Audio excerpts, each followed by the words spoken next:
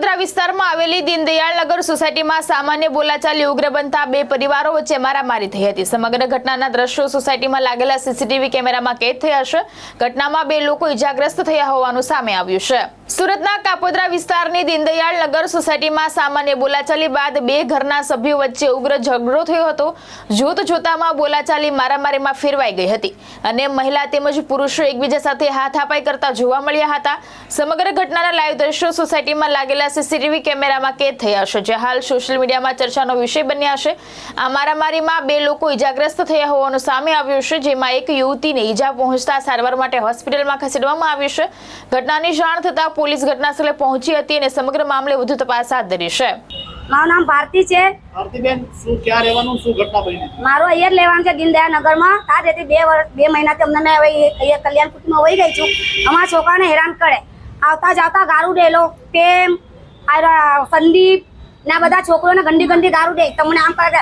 અમે આખો દિવસ કામે છીએ, આ સોસાયટીમાં અમે કામ કરતા છે ને આ લોકો જ્યારે હોય ત્યારે માં બેન પછી ગંદી ગંદી નાગું ગપે છોકરા સેન કરે તો છોકરાને હાલતા વાલતા મારે।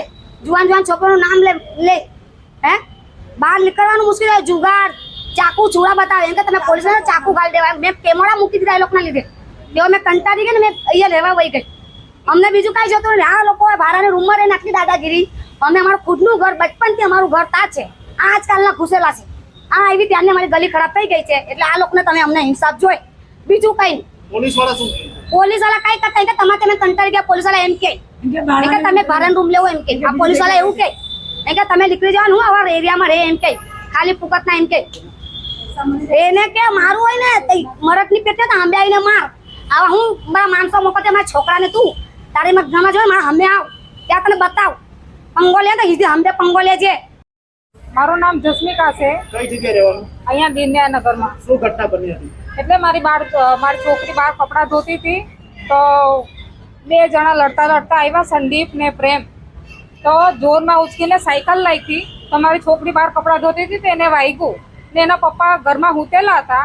તો એના પપ્પાએ કીધું કે જરાક શું કરતો છે તું, એમ કે મારી છોકરીને વાગ્યું તને દેખાતું નથી।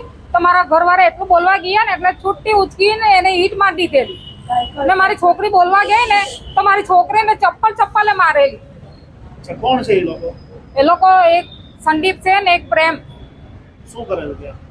હવે કઈ કરતા નથી એ લોકો, આખો દિવસ ઘરે જ હોય। અત્યારે તમે ક્યાં આવેલા, શું માંગ છે તમારી? અમે તો એમ જ કેમ છું કે અમારે અમારા ઘરમાં રહેવું છે। આજે અમે 2 મહિનાથી ભાડેથી રહેતા છે તો અમે અમારું ઘર મૂકીને ક્યાં ગઈએ?